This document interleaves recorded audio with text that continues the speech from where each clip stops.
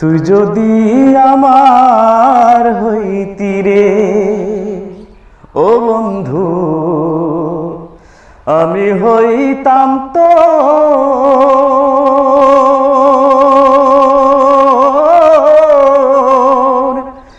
কোলেতে বসাইয়া তোরে, কোলেতে বসাইয়া তোরে করিতাম আদর রে, তুই যদি আমার হইতি রে। দর্শক, আমরা এসেছি একটি ধুনচা খেতে। মানুষ খেতে যায় কাজ করতে, আমরা এসেছি সুরের মূর্ছনায় হারাতে। আমার ডান পাশে দেখতে পাচ্ছেন একজন সঙ্গীত শিল্পী, একজন গীতিকার। তাকে সঙ্গীতজ্ঞ বললে ভুল হবে না, একসময় তিনি মিউজিকের সাথে জড়িত ছিলেন, ইব্রাহিম খলিল।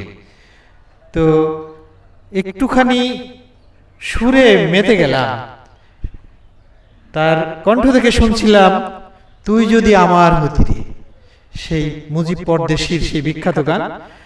তো আসলে আজ এসেছি এখানে একটু ঘুরতে বা মুক্ত হাওয়ায় এসেছি। ধীরে ধীরে বৃষ্টি হচ্ছে, ধুনচা খেতে এসেছি। কেমন আছেন আপনি? জি আলহামদুলিল্লাহ, ইনশাআল্লাহ ভালো আছি। আপনি এসে মিউজিক থেকে বেরিয়ে এলেন কেন? আসলে মিউজিক থেকে বেরিয়ে আসেনি। মিউজিক কখনো ভোলার কথা বিষয় না, সঙ্গীত কখনো ভোলার বিষয় না। এটা রক্তের সাথে, দেহের সাথে, মনের সাথে জড়িয়ে থাকবে যতদিন বেঁচে থাকবো। বেঁচে থাকতে হলে তো রিজিকের প্রয়োজন থাকে, খাদ্যের প্রয়োজন থাকে। তো কোয়ালিটিফুল ভাবে জীবন যাপন করার জন্য বিভিন্ন জায়গায় যাওয়া লাগে, সেই জন্য একটু পিছিয়ে আছি। তো অবশ্যই যদি আপনাদের সহযোগিতা পাই, দর্শকের যদি সাপোর্ট পাই, তাহলে আবারও আপনাদের সামনে আসার চেষ্টা করব। আপনার সুরেলায় কণ্ঠে আমি যখন নোয়াতরা হয়েছি, নিশ্চয়ই দর্শকও আপনাকে চায় বা চাইবে আমার ধারণা। তো আপনাকে ধারাবাহিকভাবে আনতে চাই। তো আপনার কণ্ঠ থেকে একটু একটু করে গান শুনি, যেহেতু এখানে পরিবেশ নেই, পরিবেশ মানে বাদ্যযন্ত্র নেই। এসেছি ঘুরতে, ধুনচা খেতে, সবাই আসে কাজ করতে, আর আমরা এসেছি ঘুরতে। তো আর একটা গানের একটু অংশ শুনি। আমি যখন গান শুরু করি খুব ছোটবেলার থেকে, কোনো শিক্ষক ছিল না, কোনো টিচার ছিল না। আমি ক্যাসেট থেকে, তখন অডিও ক্যাসেট বাজতো। আমার প্রিয় শিল্পী ছিল মরমী কণ্ঠশিল্পী ইব্রাহিম।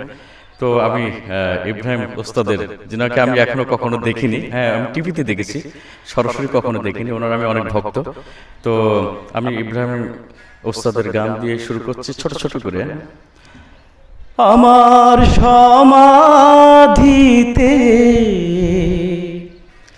গোলাপের কুড়ি দিও, সোহাগ বাতি দিও জ্বালিয়ে, হৃদয় উজাড় করে প্রেম ঢেলে দিও, হৃদয় উজাড় করে প্রেম ঢেলে দিও, শান্তি পাবো ও গো বন্ধু।